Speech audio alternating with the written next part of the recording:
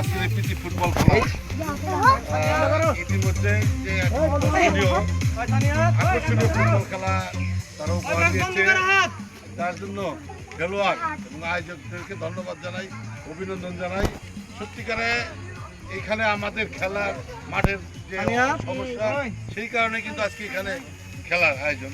আমরা আশা করব ভবিষ্যতে বড় আকারে কাকবাড়ি কলেজের মাঠ আছে, আমরা সব আলাপ করে একটা ভালো করে একটা আয়োজন করে একটা খেলা হবে ইনশাআল্লাহ।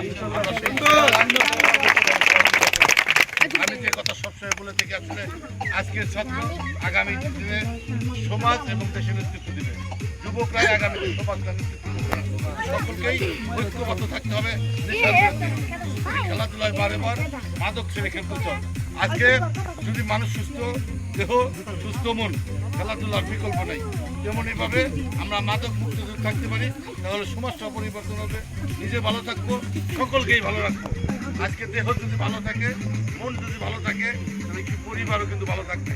আজকে যে খায় সেও ধ্বংস হয়, যে তার পরিবার ধ্বংস হয়, তোমার সমাজ ধ্বংস হয়, রাষ্ট্র ধ্বংস হয়। তাই সবাইকে ঐক্যবদ্ধ, যদি কেউ কোনো ভাই বন্ধু কোনো খারাপ পথে থেকে থাকে, আশা করব আলোর পথে আসার জন্য, আলোর পথে আসার জন্য।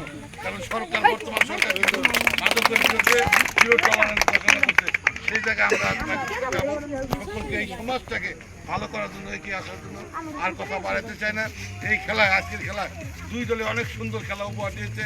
তার মধ্যে এক দল হারবে আর এক দল জিতবে। আজকে প্রীতি খেলা, সেই প্রীতি খেলায় এক দল জিতেছে, এক দল হেরেছে।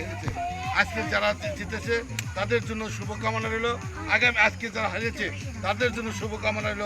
আগামীতে আরও ভালো প্র্যাকটিস করে, আরও খেলাধুলায় মনোনিবেশ করে আগামীতে যেন বিজয় হইতে পারে, এই কথা রেখে সকলে সুস্বাস্থ্য এবং দীর্ঘায়ু কামনা করে আমি আমার কথা শেষ করছি। এখন রানার্স আপটা বিয়ে আগে দিয়ে দিই, তাই না? ছোট ভাইরা রানার্স